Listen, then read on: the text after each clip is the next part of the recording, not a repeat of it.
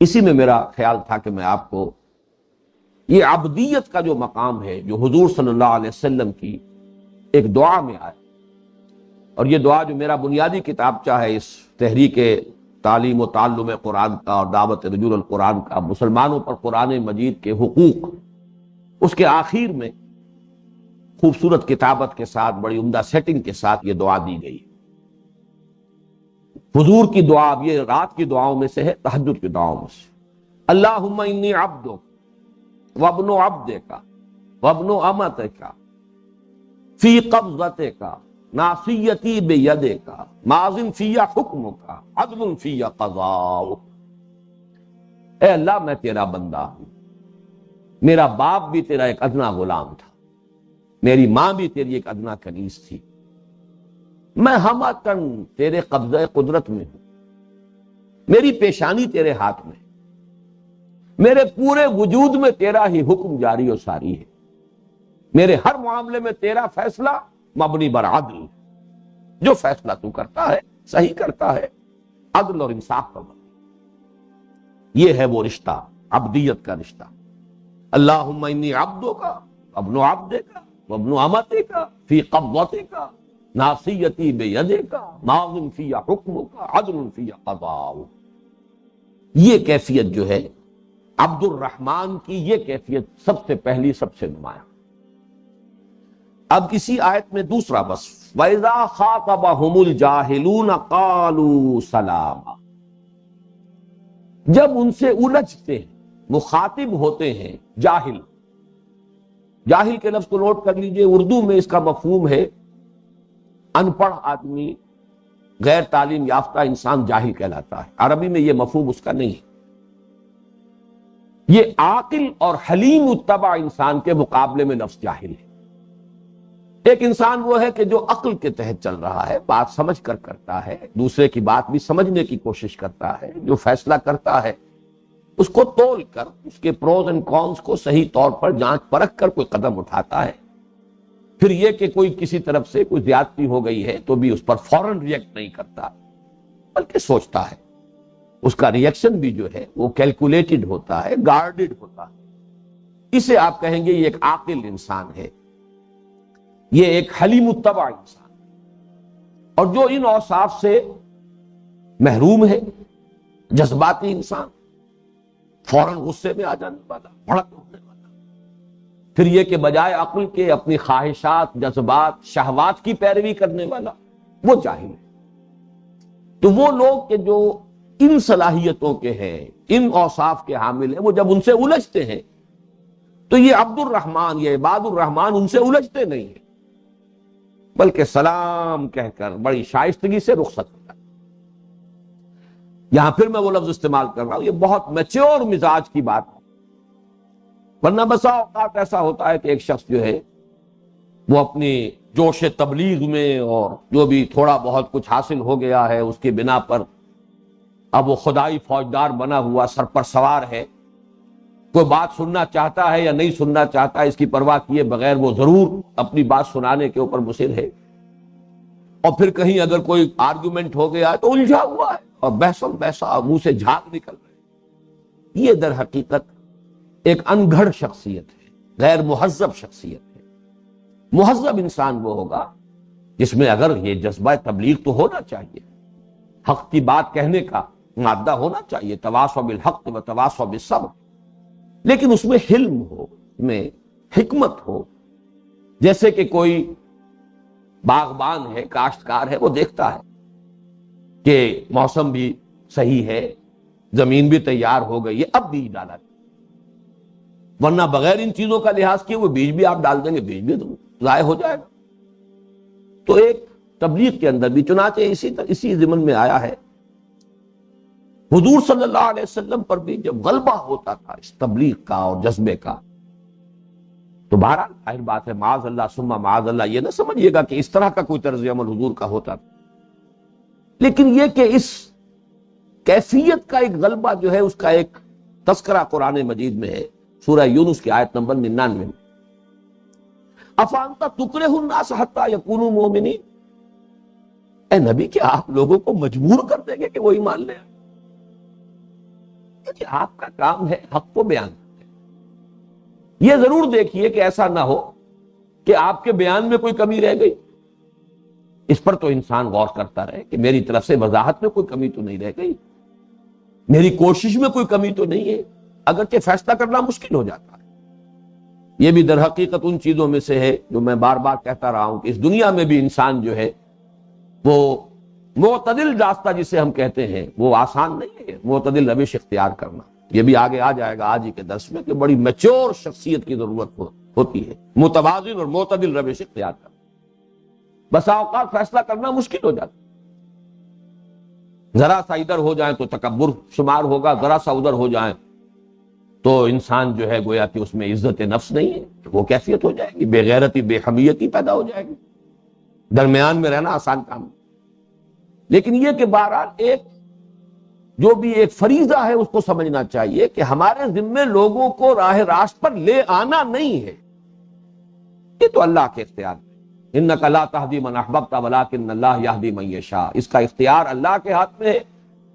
وہ تو جیسا کہ حدیث میں آیا ہے کہ تمام انسانوں کے دل اس کی 2 انگلیوں کے مابین ہے، وہ تو جدھر چاہے پھیر دے، اس کا اختیار ہے۔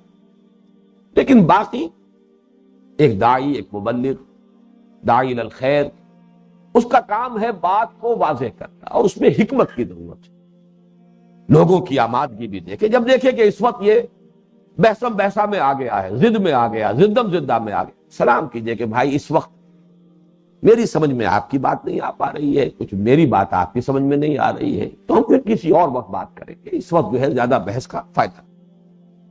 یہ ہے وہ میچور۔ دعوت و تبلیغ میں بھی اس حکمت کو اگر پیش نظر نہ رکھا جائے تو یہ کاؤنٹر پروڈکٹیو ہوتا ہے، بجائے فائدے کے نقصان ہو جاتا ہے۔ وعباد الرحمن الذین یمشون علی الارض ہونا واذا خاطبهم الجاہلون قالوا سلاما، بڑا پیارا انداز ہے۔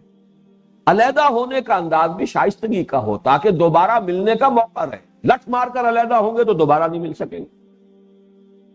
سلام کر کے شائستگی سے کہ بھائی ٹھیک ہے، اس وقت کہیں کوئی ہے، کوئی گیپ آف کمیونیکیشن ہے میرے اور آپ کے مابین، آپ کی بات میری سمجھ میں نہیں آ رہی اور میری بات آپ نہیں سمجھ پا رہے، لہذا پھر کسی وقت۔ تو اس کے لیے یہ ہے کہ آئندہ اس کے موقع جو ہے برقرار رہے بات کرنے۔ والذین یبیتون لربہم سجدا وقیاما، اور وہ لوگ کہ جو باتا یبیتو ہے رات گزارنا، رات گزارتے ہیں اپنے رب کے حضور میں سجدہ کرتے ہوئے کھڑے رہ کر۔ یہ سجدہ اور قیام نماز کی تعبیر ہے۔ مختلف ارکان جو ہے نماز کے ان کو مختلف جگہ پر لایا جاتا ہے، کہیں سجدہ کہیں قیام ہے صرف۔ قم اللیل الا قلیلا، وہ قیام اللیل سے مراد ویسے ہی کھڑے رہنا نہیں ہے بلکہ نماز مراد ہے۔ کہیں سجدے کا لفظ آ جاتا ہے، کہیں تسبیح کا لفظ آ جاتا ہے۔ تو مختلف جو ہے نماز کے اجزاء یا ارکان، ان کے ذکر سے پوری نماز مراد۔ لیکن یہاں نوٹ کیجئے، یہاں اقامت صلاۃ کا ذکر نہیں ہے، فرض نماز کا ذکر نہیں۔ یہ سب سے اہم جو مقام ہے کہ جہاں آپ کو وہ پہلا درس اور دوسرا درس جو ہے اس منتخب نصاب کے حصہ سوم کا، اس کا جو تقابل ہے یا سائملٹینیس کنٹراسٹ جو ہے وہ سب سے زیادہ نمایاں یہاں۔ وہاں نماز صلاۃ، اور صلاۃ بھی والذین هم علی صلاتہم دائمون، والذین هم علی صلاتہم یحافظون، والذین هم علی صلواتہم یحافظون، یہ ہے اقامت صلاۃ۔ گویا کہ فاؤنڈیشن جو ہے وہ فرض نماز، تعمیر شخصیت کی اصل بنیاد فرض نماز۔ اس نماز کا اصل جوہر میں پچھلے درس میں بیان کر چکا ہوں، وہ اس کی مداومت، محافظت، تعدیل ارکان، اس کے تمام حقوق ادا کرنا، اس کی وقت کی پابندی، اس کے تمام آداب کو ملحوظ رکھتے ہوئے اور اسے باجماعت ایک پورے نظام کے طور پر اختیار کرنا، یہ ہے فاؤنڈیشن۔ یہاں اس فاؤنڈیشن کا ذکر نہیں کیا، بلکہ بلند ترین مقام جو اس نماز کا ہے وہ جوف اللیل، حدیث میں آیا ہے والناس نیام، جبکہ لوگ سوئے ہو، جبکہ کسی کے علم میں نہ، تم ہو اور تمہارا رب، اور تمہارا راز و نیاز ہو، اور تمہاری آپس میں مناجات ہو، انائے صغیر انائے کبیر کے روبرو ہو، ہم کلام ہو، یہ رات۔ والذین یبیتون لربہم سجدا وقیاما، اس میں البتہ ایک احتیاط کی ضرورت ہے۔ نماز جب فرض ہوئی ہے وہ ہے سن 11 نبوی، ہجرت سے 1-1.5 سال 2 سال قبل۔ اس سے پہلے ان مکی صورتوں میں جو نماز کا ذکر آتا ہے، خاص طور پر اس انداز میں، سورہ مزمل میں قم اللیل الا قلیلا نصفہ او انقص منہ قلیلا وزد علیہ ورتل القرآن ترتیلا، تو ایک عدم توازن عام قاری کے ذہن میں پیدا ہو جاتا ہے کہ وہ فرض نماز کا پورا نظام اور پھر یہ نظام بھی پورا کا پورا سمجھتا ہے کہ شاید یہ دونوں چیزیں مطلوب ہیں برابر کے درجے میں۔ ایسا نہیں، جب یہ چیزیں آ رہی تھی فرض نماز نہیں تھی، جب فرض نماز آئی ہے اس کیفیت میں تخفیف کر دی گئی۔ ان ربک یعلم انک تقوم ادنی من ثلثی اللیل ونصفہ وثلثہ وطائفۃ من الذین معک واللہ یقدر اللیل والنہار علم ان لن تحصوہ فتاب علیکم فاقرؤوا ما تیسر من القرآن علم ان سیکون منکم مرضی وآخرون یضربون فی الارض یبتغون من فضل اللہ وآخرون یقاتلون فی سبیل اللہ فاقرؤوا ما تیسر منہ واقیموا الصلاۃ وآتوا الزکاۃ۔ یہ ہے اصل انداز۔ ان دونوں کو آپ برابر رکھیں تو پھر تو خالص پھر خانقاہی نظام ہی رہ جائے گا، پھر کوئی اور کام کرنے کے قابل انسان نہیں رہے گا۔ یہی عدم توازن ہے در حقیقت کے جو پھر یکرخی شخصیتوں کو وجود میں لاتا ہے۔ جب سورہ مزمل نازل ہوئی ہے ابھی نماز پنجگانہ کا کوئی وجود تھا ہی نہیں، وہ تو صرف رات ہی کا قیام تھا، قیام اللیل تھا، وہ پوری رات، آدھی رات، تہائی رات، 2/3 رات۔ لیکن رفتہ رفتہ 2 نمازیں کر دی گئی، صبح و شام کا معاملہ کیا کرو، کچھ رات، کچھ صبح کچھ شام۔ پھر آگے اقیم الصلاۃ لدلوک الشمس الی غسق اللیل وقرآن الفجر ان قرآن الفجر کان مشہودا ومن اللیل فتہجد بہ نافلۃ۔ اب لفظ تہجد آیا ہے۔ تہجد ایک معین نماز ہوگی، اگرچہ جوف اللیل میں نصف شب گزر چکی ہو تب انسان اٹھے اور وہ نماز ادا کرے اور پھر سو جائے۔ یہ نہیں کہ اس کو آپ نے بس صرف فجر کے ساتھ ایک ضمیمہ بنا لیا، وہ تہجد نہیں ہے، وہ نوافل تو ہو گئے، اضافی شے ہے، ذکر ہے اللہ کا، فائدے سے خالی نہیں، برکات سے خالی نہیں، لیکن اصل تہجد وہ نہیں ہے، وہ یہ بالکل ایک علیحدہ ہے۔ اور وہ پھر اب ایک معین نماز ہے جس کے بارے میں آتا ہے کہ حضور کی تہجد 8 رکعتیں ہوتی، 8 تہجد کی اور پھر 3 اس کے اوپر وتر، 11 رکعتیں آپ کا معمول تھا۔ تو یہ پھر ایک نماز بنی علیحدہ۔ یہاں جو ہے والذین یبیتون لربہم سجدا وقیاما، وہ لوگ جو پوری رات بسر کرتے ہیں۔ پوری رات کا بھی مطلب یہ نہیں ہے کہ پوری رات ہی نماز میں ہو، کچھ دیر نماز پڑھی پھر تھوڑی دیر آرام کر لیا، پھر ہڑبڑا کر اٹھا انسان، اس لیے کہ جب کوئی دھن سوار ہوتی ہے تو پھر وہ گہری غفلت کی نیند نہیں آتی، پھر جاتا، پھر کھڑا ہوا، پھر اپنے رب کو یاد کیا، پھر کچھ گڑ گڑایا، پھر کچھ راز و نیاز ہے، پھر کچھ مناجات ہے، پھر طبیعت کے اوپر جو ہے اب ایک جو استراحت کا جو ایک تقاضا ہے پھر پیدا ہوا، پھر تھوڑی دیر سو گئے۔ اور یہ بڑی تفصیل سے میں بیان کر چکا ہوں، سورہ آل عمران کی جو آخری رکوع کی آیات نازل ہوئی ہیں اس شب یہ کیفیت بڑی شدت کے ساتھ حدیث میں آیا، پوری رات آپ کی یہ کیفیت ہے۔ تو جب باتا یبیتوں سے مراد یہ نہیں ہے کہ پوری رات بسر کی جائے، بلکہ وقفے وقفے سے آدمی گویا کہ ایک دھن سوار ہے، ایک لگن لگی ہوئی ہے دل کو کہ جو غفلت کی نیند کی طرف جانے نہیں دے رہی۔ لیکن یہ بھی وہ دور جو ابتدائی دور ہے، جب اس کا بدل آ گیا، 5 نمازیں، اس کا پورا نظام، اس کی پابندی، اس کی محافظت، اس کی مداومت، تو اب یہ کیفیت جو ہے ظاہر بات ہے کہ اللہ نے ہی بنایا ہے انسان کے جسم کو، اس کے تقاضوں کو وہ خوب جانتا ہے۔ وَإِنَّ لِنَفْسِكَ عَلَيْكَ حَقًّا، تمہارے نفس کا بھی تم پر حق ہے، اس کا بھی ایک حق ہے جو تمہیں ادا کرنا ہوگا۔ اس اعتبار سے پھر وہ توازن جو ہے اس کو ذہن میں رکھنا ضروری ہے۔ والذین یبیتون لربہم سجدا وقیاما والذین یقولون ربنا اصرف عنا عذاب جہنم، اور وہ لوگ کہ جو کہتے ہیں کہ اے رب ہمارے دور کر دے ہم سے، پھیر دے ہم سے جہنم کے عذاب کو، ان عذابہا کان غراما، یقیناً اس کا عذاب لاگو ہو جانے والی، اصل میں غرام اور مغرم کا لفظ آتا ہے تاوان، کسی کے اوپر کوئی چٹی پڑ گئی، بھگتنی ہی ہے، اب اس سے کوئی رستگاری نہیں ہے، کوئی اس سے جو ہے انسان کسی طریقے سے مفر نہیں حاصل کر سکتا. تو غرامہ لاگو ہو جانے والا. اور یہ جو اس رکوع کا اور اس سورت کا آخری لفظ ہے فقط کذبتم فسوف یکون لزاما، لزاما غرامہ تقریباً مترادف الفاظ. لازم ہو جانے والی شے، چبٹ جانے والی شے، لاگو ہو جانے والی شے، پیچھا نہ چھوڑنے والی شے، یہ گویا کہ غرامہ اور لزامہ دونوں کا مفہوم.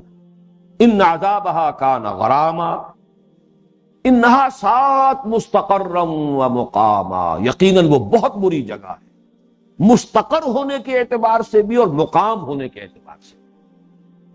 اب اس میں نوٹ کیجئے، میں نے اس کو اس میچور شخصیت، دل آویز شخصیت کے اوصاف میں شمار نہیں کیا ہے، اس لیے کہ یہ تو بنیادی شے تھی. جیسے کہ ہم سورہ معارج میں ہم دیکھ چکے ہیں، اس کی جو آیات ہیں ہمارے پہلے سبق کی، والذین یصدقون بیوم الدین والذین هم من عذاب ربهم مشفقون ان عذاب ربهم غیر معمود. یہ تو وہی بات ہے، تذکرہ ہو رہا ہے عمل کے ضمن میں، اس لیے کہ ایمان بالآخرت اصل محرک ہے عمل. یہ بارہا میں بیان کر چکا ہوں کہ ایمانیات ثلاثہ میں سے نظری، علمی، اصولی اعتبار سے اصل ایمان ایمان باللہ، قانونی، فقہی، شرعی اعتبار سے اصل ایمان ایمان بالرسالت، اخلاق اور عمل اور رویے پر اثر انداز ہونے کے اعتبار سے اصل ایمان ایمان بالآخرہ. آخرت کا استحضار ہو اور باس پرس کا خیال رہے تو آدمی سیدھا رہے گا، تیر کی طرح سیدھا رہے گا. اور کسی وجہ سے یہ مسئولیت کا احساس ذہن سے نکل جائے تو پھر ایمان باللہ اور معرفت جو ہے یہ بھی ایک ذہنی لذت کی بات بن کر رہ جاتی ہے. اور ایمان بالرسالت جو ہے وہ بھی بس عشق رسول کے پھر وہ دھندے اس سے پیدا ہوتے ہیں جو آج کل ہمارے معاشرے میں. عمل پیدا نہیں ہوتا، اس سے عمل پیدا ہوتا ہے آخرت سے، جب یہ احساس ہو کہ جواب دہی ہے، بدلہ مل کر رہنا. تو چونکہ یہاں پہ وہ عملی کردار کا نقشہ کھینچا جا رہا ہے، لہذا اس کا ذکر تو ہے، لیکن میں نے جو گنتی کی تھی کہ 4 اوصاف شروع میں ہے اور 4 یا 3 بعد میں ہے، تو ان میں سے گنتی کر لیجئے کہ جو میچور شخصیت ہے، بندہ مومن کی پوری طرح تعمیر شدہ شخصیت کے دل آویزی کے جو پہلو ہیں، ان میں سب سے پہلا تواضع، وعباد الرحمن الذین یمشون علی الارض ہونا. دوسرا طبیعت میں حلم، وَإِذَا خَاطَبَهُمُ الْجَاهِلُونَ قَالُوا سَلَامًا.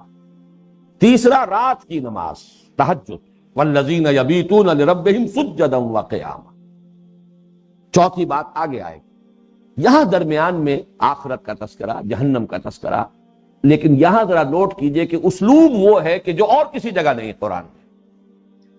جہنم اتنی بری شے ہے، اتنی بری شے ہے، اتنی بری شے ہے کہ مستقل ڈیرا وہاں لگ جائے تو خیر جو ہوگا سو ہوگا ہی. اگر ایک لہجے کے لیے بھی انسان داخل کر دیا جائے تو اس کی ساری شدت، اس کی ساری ہولناکی ظاہر ہو جائے. یہ ہمارا جو تصور ہے عام طور پر دنیا میں وہ یہ ہے، اچھی سے اچھی جگہ ہو، آپ مستقل وہاں ٹھہریں گے، دل بھر جائے گا، کوئی رانائی نہیں رہے گی. کشمیر میں رہنے والوں سے پوچھئے وہاں کوئی حسن ہے؟ وہاں کی مصیبتیں گنوائیں گے وہ. آپ سوات کی سیر کرنے جاتے ہیں، آپ کو حسن نظر آتا ہے، جو وہاں رہتے ہیں ان سے پوچھئے وہاں کیا ہے. لہذا کسی جگہ بھی مستقل قیام ہو تو اچھے سے اچھا مقام جو ہے اس میں بھی کوئی حسن اور رانائی نہیں رہے گی. اور برے سے بری جگہ پر بھی تھوڑی دیر کے لیے جائیں گے تو چینج کی وجہ سے ریکریشن ہو جاتی ہے. آپ ٹمبکٹو چلے جائیے، وہاں بھی چینج ہو جائے گی. کسی صحرائے اعظم میں تھوڑی دیر کے لیے جانا ہو تو وہ بھی سیر ہو جائے گی. کہیں بھی چلے تو چینج جو ہے وہ خود ایک ریکریشن. اب اس رکوع میں آپ دیکھیں گے آخر میں آئے گا جنت کے بارے میں، مستقرا و مقاما. وہ اتنی اچھی جگہ ہے کہ ہمیشہ رہنے والوں کو ابھی دل کبھی اکتائے گا نہیں. اس کے حسن میں، اس کی رعنائی میں، اس کی دلچسپیوں میں، اس میں کوئی کمی نہیں آئی. اور جہنم اتنی بری جگہ ہے، اتنی بری جگہ ہے کہ ایک لحظے کے لیے بھی، اگرچہ یہاں کوئی سوال نہیں کہ ایک لحظے میں کے لیے داخل ہونے کا کوئی معاملہ ہے یا نہیں ہے، لیکن یہ اس کا تقابل ہے، کنٹراسٹ ہے. 7 مستقرا و مقاما، حسنت مستقرا و مقارا. یہ تو بہت ہی بری جگہ ہے، مستقل جائے قرار ہونے کے اعتبار سے بھی اور عارضی قیام گاہ ہونے کے اعتبار سے بھی. اور وہ بہت ہی عمدہ جگہ ہے، عارضی قیام کے اعتبار سے بھی اور مستقل قیام کے اعتبار سے. وہاں دل بھرے گا نہیں اور یہاں ایک لحظہ جو ہے قدم رکھتے ہی اس کی تمام شدائد، اس کے مصائب، اس کی سختیاں، اس کی ہولناکیاں پورے طور پر اپنے آپ کو منکشف کرتے. انہا سات مستقرا و مقاما. اب آ رہا ہے وہ چوتھا بس، یہ بھی پھر وہ میچور شخصیت کی علامت ہے. والذین اذا انفقوا لم یسرفوا ولم یقتروا وکان بین ذلک قواما. اور وہ لوگ کہ جب خرچ کرتے ہیں تو نہ تو اسراف سے کام لیتے اور نہ ہی وہ کمی کرتے ہیں. جہاں جتنا ضروری ہے اس سے رک جانا، اس کو ہم عام عرف عام میں کہیں گے بخل. نہ وہ اسراف کرتے ہیں کہ ضرورت سے زائد خرچ کریں، اور نہ ہی وہ بخل سے کام لیتے ہیں. وَكَانَ بَيْنَ ذَلِكَ قَوَامًا. بلکہ اس کے بین ان کا طرز عمل، ان کی روش، ان کا موقف، ان کا مقام اس کے بین ہے. جیسا کہ میں عرض کر رہا تھا، یہ بین ہونا ہی سب سے مشکل کام، اور یہ انسان کی میچورٹی کی بہت بڑی علامت. اس کی پوری شخصیت کے اندر ایک پختگی آ چکی ہو، اور اس پختگی کا ایک ظہور اس میں بھی ہو. تنگی بھی ہے، چنانچہ ایک حدیث میں بھی الفاظ آئے ہیں جس میں امرنی ربی بتسع، میرے رب نے مجھے 9 باتوں کا حکم دیا ہے. خشیت اللہ فی السر والعلانیہ، والکلمۃ العدل فی الغضب والرضا، والقصد فی الفقر والغنا. اور یہ حدیث ایسی ہے کہ اس میں حضور نے یہ نہیں فرمایا کہ میں تمہیں حکم دے رہا ہوں. ایسی حدیثیں بھی ہیں کہ اللہ نے مجھے حکم دیا، میں تمہیں حکم دے رہا ہوں. اللہ امرنی بہن آمرکم بخمس، اللہ امرنی بہن. میں تمہیں 5 باتوں کا حکم دے رہا ہوں، اللہ نے مجھے ان کا حکم دیا. اور یہ حدیث وہ ہے امرنی ربی بتسع، اس لیے کہ واقعہ یہ ہے، اور اچھا ہے مجھے یاد آ گیا ورنہ میرے ذہن میں آج نہیں تھا. اس رکوع کا جو مضمون ہے اس کے اعتبار سے مناسبت رکھنے والی حدیث وہی ہے. وہ چوٹی کی چیز ہے، وہاں تک پہنچنا آسان نہیں ہے. یہ ضرور ہے کہ ہمیں اس آئیڈیل کو سامنے رکھنا چاہیے. پھر یہ کہ اپنی اپنی ہمت ہے، جتنا بھی آدمی اس تک رسائی حاصل کر لے، جتنا ترفع ہو جائے، لیکن بہت اونچے مقام. 3 چیزوں کے 3 گروپس ہیں. امرنی ربی بتسع، خشیت اللہ فی السر والعلانیہ، کھلے اور چھپے ہر حال میں اللہ کا خوف ہے. پبلک میں تو آ کر ہر شخص متقی بن جاتا ہے، یہ تو تخلیے میں متقی ہو تب متقی ہے اصل میں. خشیت اللہ فی السر والعلانیہ وکلمۃ العدل فی الغضب والرضا. عدل کی بات کروں چاہے کسی سے ناراضگی ہو اور چاہے اس کے ساتھ میں راضی ہوں. یہ میرا کسی سے ناراض ہونا یا راضی ہونا یہ اثر انداز نہ ہو اس پر کہ میں عدل کی بات نہ کہہ سکوں. کلمۃ العدل فی الغضب والرضا والقصد فی الفقر والغنى. اور میانہ روی، چاہے فقر ہو، احتیاج ہو، کمی بھی ہے، تو ضروری خرچہ وہ کرنا چاہیے. کسی وقت قرض بھی آدمی لیتا ہے، ٹھیک ہے، لیکن یہ کام تو کرنے کا ہے. حضور بھی قرض دیتے تھے، قرض لینا کوئی گناہ نہیں ہے، لیکن بہرحال انسان قرض لیتا ہے اپنے وسائل کو دیکھتے ہوئے، اس کو ریپے کرنے کے لیے میرے پاس کیا وسائل ہیں. لیکن یہ کہ ایسا نہ ہو کہ اگر کسی وقت کوئی تنگی ہے تو پھر جہاں ضروری خرچ کرنے کا مقام ہے وہاں پر بھی آدمی ہاتھ روک لے. والقصد فی الفقر والغنا، فقر ہو چاہے غنا ہو. یہ نہیں ہونا چاہیے کہ کسی وقت محتاط ہے، بہت پیسہ ہے، دولت آئی ہے تو اب وہ اللے تللے ہو رہے ہیں اور حاتم طائی کی قبر کو لاتے ماری جا رہی ہیں. یہ نہیں. یہ دونوں کیفیات جو ہیں وہ در حقیقت وہ اممیچورٹی کی علامت ہے. والقصد فی الفقر والغنا. حدیث بھی پوری کر ہی دوں. وان اصل من قطعنی واعطی من حرمنی واعفو عن من ظلمنی. جو مجھ سے کٹے میں اس سے جڑوں، جو مجھے محروم رکھے میں اسے دوں، جو مجھ پر ظلم کرے میں اسے معاف کروں. وَأَن يَكُونَ صَمْتِي فِكْرًا وَنُطْقِي ذِكْرًا وَنَظَرِي عِبْرًا. یہ ویسے بھی جس کو کہا گیا ہے جوامع الکلم، بہت جامع کلمات جس میں کہ علم اور حکمت کے بڑے بڑے خزانے ہیں. میری خاموشی فکر پر مشتمل، غور و فکر، تفکر و اعتبار.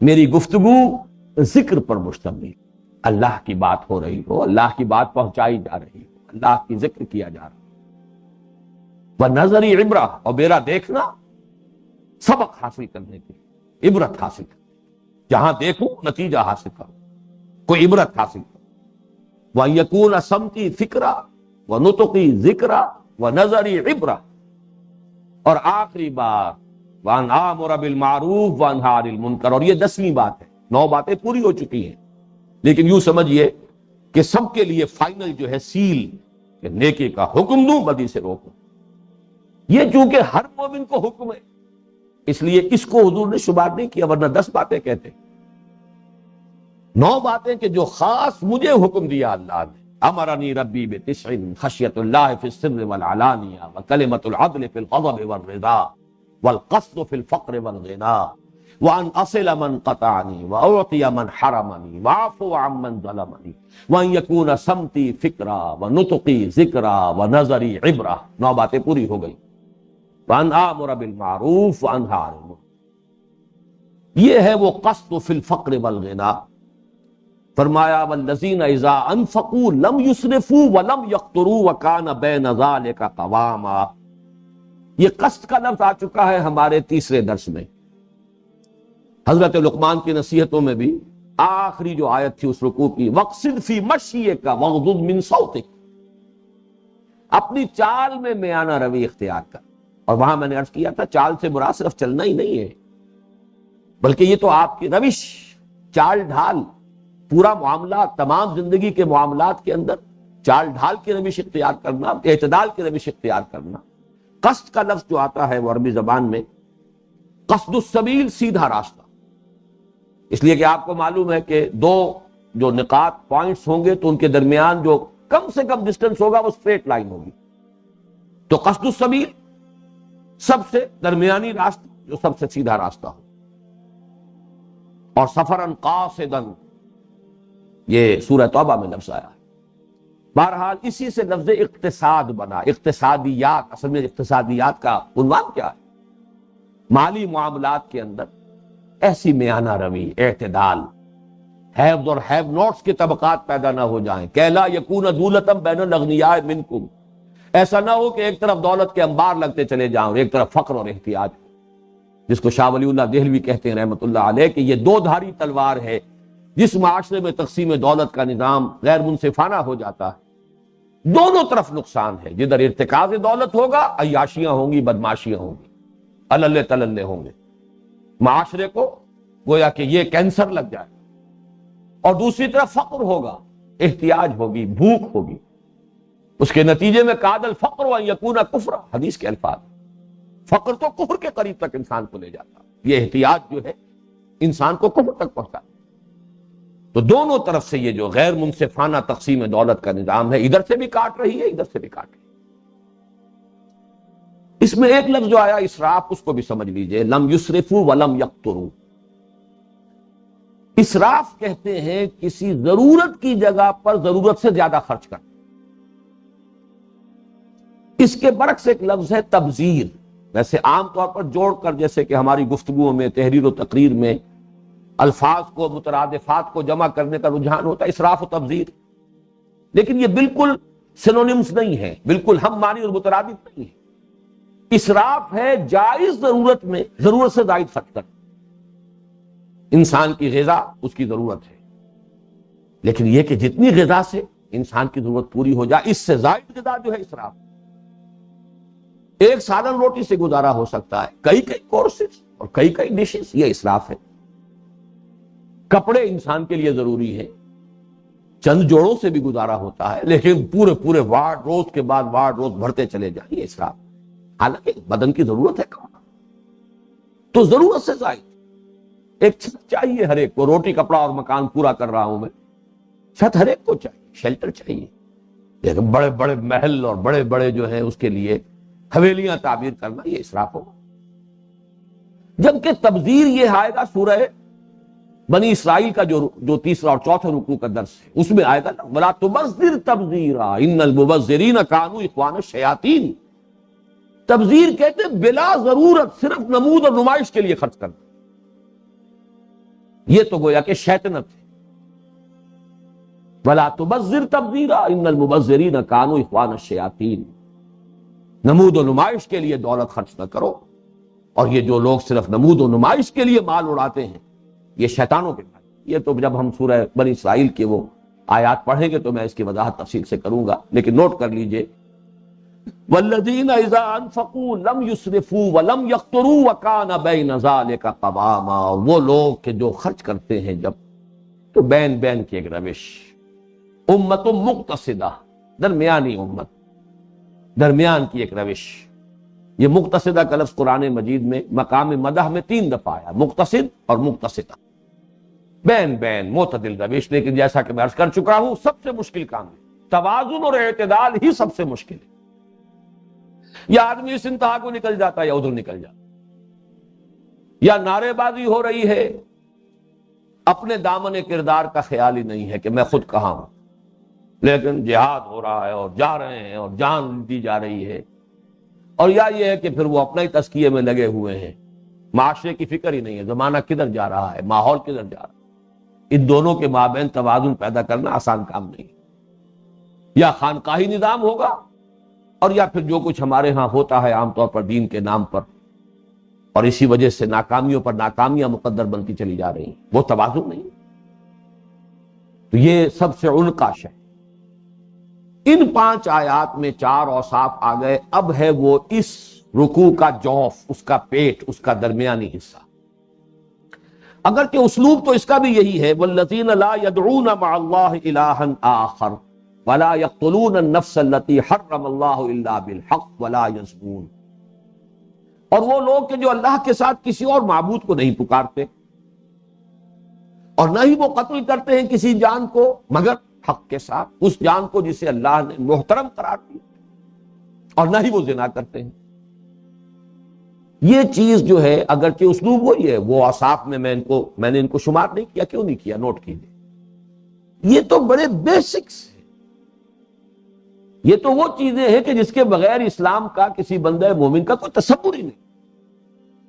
یہاں ہم یہ کہیں گے کہ یہ بطور تعریض ہے، یہاں در حقیقت اشارہ کیا جا رہا ہے جو مخالفین ہیں، جماعت تو موجود ہے، ایک طرف حضور ہے محمد الرسول اللہ والذین معہ، ایک طرف ان کے مخالفین ہیں، معاندین ہیں، مشرکین ہیں، ان کے اوصاف کی طرف اشارہ کیا جا رہا ہے۔ لیکن یہ کہ واقعہ یہ ہے کہ یہ اس اعتبار سے فلسفہ دین کا بہت اہم مقام ہے کہ دین اور شریعت کا جو ڈھانچہ بنا ہے اسلام میں، اس میں 3 چیزیں انتہائی فنڈامنٹل ہیں، بڑی بنیادی، جس کی کہ تفصیل آئے گی سورہ بنی اسرائیل کے 3 اور 4 رکوع میں۔ شرک سے اجتناب، احترام جان، اور زنا سے اجتناب، قتل ناحق سے اجتناب، شرک سے اجتناب، زنا سے اجتناب۔ یہ گویا کہ وہ فنڈامنٹل آبجیکٹیوز ہیں جن کے تحت پھر قانون سازی کی گئی ہے۔ زنا کو روکنا مقصود ہے، لہذا پردہ، سیگریگیشن آف سیکسز، ستر اور حجاب کے احکام۔ اصل مقصود کیا ہے؟ زنا کو روکنا۔ قتل نفس، اس کو روکنے کے لیے بڑا تفصیلی قانونی نظام، احترام جان، اور اس کو اس اعتبار سے لیجئے تو یہ شرک اور توحید کا مسئلہ کیا ہے؟ یہ تو در حقیقت وہ شے ہے کہ جس پر پورے انسان کے ذہن اور فکر کی درستی کا دار و مدار ہے۔ شرک کی طرف گئے تو پورا کا پورا معاملہ جو ہے آپ کا نقطہ نظر ہی غلط ہو گیا، بات ہی ختم۔ توحید ضروری ہے فکر کی درستی کے لیے، انسان کی صحت، اس کے نظریات کی، اس کے فکر کی، اس کی جڑ، اس کی بنیاد توحید۔ پھر یہ کہ جس معاشرے میں احترام جان نہیں ہے، تمدن کی جڑ ختم ہو گئی۔ تمدن کی جڑ کیا؟ مین از گریگوریس اینیمل، مل جل کر رہتا ہے، متمدن حیوان ہے، اور یہ تمدن کی ساری بنیاد یہ ہے کہ جان کا احترام، قتل نفس نہ ہو۔ جس معاشرے میں اس شے کو ہلکا سمجھ لیا گیا ہو، گویا کہ تمدن کی جڑ پٹ گئی۔ اور تیسری چیز ہے، جس معاشرے میں زنا رواج پا جائے، اس میں فساد، وہ سنڈاس بن جائے، تعفن، بدبو، کوئی خیر اس میں نہیں رہے گا، پورا عائلی نظام درہم برہم ہو جائے، شوہروں اور بیویوں کے درمیان باہمی اعتماد نہیں رہے، ان کی باہمی الفت، آپس میں رافت، آپس کی ہمدردی، آپس کا اعتماد، یہ ختم ہو گیا تو جو اگلی نسل پل رہی ہے اس کے لیے صحت مند ماحول نہیں ہے، منفی اثرات پیدا ہو. اب وہاں سے مجرم اور باغی جو ہے پروان چڑھے، اس لیے کہ وہ صحت مند ماحول نہیں. یہ تین ہے فنڈامنٹلز. اور اگر آپ شریعت کا جائزہ لیں گے، جیسا کہ میں نے عرض کیا، آگے چل کر یہ بات آئے گی وضاحت کے ساتھ. ہمارے اس منتخب نصاب میں تو جو سورہ بنی اسرائیل کا سبق ہے، تیسرا اور چوتھا رکوع، لیکن یہ ہے کہ سورہ نساء میں جو معاشرتی سطح پر واقعہ یہ ہے کہ قرآن مجید کی سب سے اہم سورت ہے، اس میں ان کو پورے فلسفے کو جو ہے انہی تین بنیادوں پر اٹھایا گیا. توحید یہ ہے گویا کہ فکر انسانی کی صحت، اس کا نقطہ نظر، اس کی سوچ. اور ظاہر بات ہے انسان حیوان عاقل ہے، ذہن اور فکر اور سوچ جو ہے یہ اس کا ایک امتیازی وصف ہے. وہی ٹیڑھا ہو گیا تو سارا کا سارا معاملہ غلط ہو گیا. نمبر دو، تمدن، مدنیت. اور اس تمدن کی بنیاد احترام جان. جس شخص نے ایک جان کو قتل کر دیا ناحق، فکانما قتل الناس جميعا ومن احیاها فکانما احیا الناس جميعا. ایک انسانی جان کا ناحق قتل کرنا اس کے مساوی ہے کہ گویا کہ تمام انسانوں کو قتل کر دیا. یہ آخر کیوں ہے یہ شدت؟ اس لیے کہ تمدن کی جڑ یہی ہے. ناحق قتل جو ہے وہ تمدن کی جڑ کو کاٹ دیا. اور معاشرے کے اندر صحت، معاشرے کے اندر اچھی فضا، عورت اور مرد کا جو بھی یہ دو پہیے ہیں گاڑی کے، ان کے مابین صحیح ربط اور ارتباط، صحیح موافقت، اور اس سے یہ ہے کہ اگلی نسل کے ایک صحیح ماحول میں پروان چڑھنے کا امکان ختم ہو جائے. جہاں یہ عفت نہ رہے، عصمت نہ رہے، جہاں زنا کا چرچا. تو یہ یوں سمجھیے کہ یہ اکبر الکبائر بھی ہے. دین کے فلسفے، دین اب دین کے نظام شریعت، نظام قانون، اس کے اعتبار سے یہ تین فنڈامنٹل: توحید فکر و نظر کی درستی کے لیے، احترام جان تمدن کے استحکام کے لیے، زنا کا استیصال ایک تہذیب اور تمدن کو صحت مند ماحول دے. اور جہاں تینوں چیزیں گئیں، یہ گویا کہ سب سے بڑے گناہ ہے. والذین لا يدعون مع اللہ الہا آخر ولا یقتلون النفس التي حرم اللہ الا بالحق. نفس کے لیے لفظ آیا حرم اللہ، اللہ نے محترم قرار دیا ہے. احترام جان، آدمیت احترام آدمی است. علامہ اقبال کا بڑا پیارا یہ مصرع ہے. الا بالحق کی چار شکلیں ہیں علماء اور فقہاء اسلام کے نزدیک. چار کے سوا جو شکل بھی ہے قتل کی وہ قتل ناحق ہے. نمبر ایک، قتل عمد میں قصاص کے طور پر اگر مقتول کے ورثاء معاف کرنے کو تیار نہ ہو قاتل کو، اور نہ دیت لینے کے لیے تیار ہو، خوب بہا لینے کے لیے تیار ہو، بلکہ جان کے بدلے جان پر مصر ہو، تو قتل ہو جائے. نمبر دو، زانی شادی شدہ، یہ قتل کی سخت ترین شکل ہے رجم. شادی شدہ ہو کر زنا کرے. نمبر تین، اسلامی ریاست میں مرتد، اس لیے کہ یہ در حقیقت اس ریاست کی جڑوں کو کھودنے والی بات. اسلامی ریاست آئیڈیولوجیکل سٹیٹ ہے، اس کی بنیاد جو ہے وہ اسلام پر قائم، اور یہ اس کی جو بنیادوں کو کھودنے کے لیے ایک حربے کے طور پر استعمال کیا جا سکتا ہے. لہذا یہ تیسری شکل ہے قتل مرتد، اسلامی ریاست. اور چوتھی شکل ہے کسی کافر کا قتل اگر وہ حربی ہے، وار ڈکلیئرڈ ہو، اور کافر جس کے خلاف جنگ کا اعلان ہے. یہ نہیں کہ جس کافر کو جہاں چاہ پکڑ کے قتل کر دیا، یا اگر کوئی کافر غیر مسلم مسلمان ریاست میں ذمہ کی حیثیت سے ہے تو اس کو قتل کر دیا. ذمہ کی جان بھی اتنی ہی محترم ہے جتنی مسلمان کی جان. اس کے لیے ظاہر بات ہے وہ مرتد والا مسئلہ بھی نہیں رہے گا، لیکن یہ کہ بارہ وہ تو ہے ہی پہلے سے غیر مسلم. اس اعتبار سے گویا کہ اس کو زیادہ حفاظت جان حاصل ہے ایک اسلامی ریاست میں غیر مسلم ذمہ کو. تو ان چار شکلوں کے علاوہ جو بھی پانچویں صورت ہوگی وہ قتل نفس ہے بغیر حق. ولا یقتلون النفس التي حرم اللہ الا بالحق ولا یزنون، اور نہ ہی وہ زنا کرتے ہیں. وَمَن يَفْعَلْ ذَلِكَ يَلْقَى أَثَامًا، جو یہ حرکت کرے گا وہ اس کی پاداش کو پہنچ کر رہے، اس کی سزا لا محالہ مل کر رہے۔ اس کی تفصیل بھی ہے کچھ، پھر اس میں استثناء بھی ہے، اور اس استثناء کے حوالے سے توبہ کا فلسفہ ہے جو اس رکوع میں آ رہا ہے۔ یہ درمیانی جو 4 آیات ہیں جنہیں میں نے عرض کیا ہے کہ دین کے فلسفے اور نظام دین کی اساسات کے اعتبار سے بہت اہم مضمون ہے۔ ابھی اس کا صرف آغاز ہوا ہے، اگلی نشست میں اسے ہم جاری رکھیں گے۔ بارک اللہ لی ولکم فی القرآن العظیم ونفعنی وإیاکم بالآیات والذکر الحکیم۔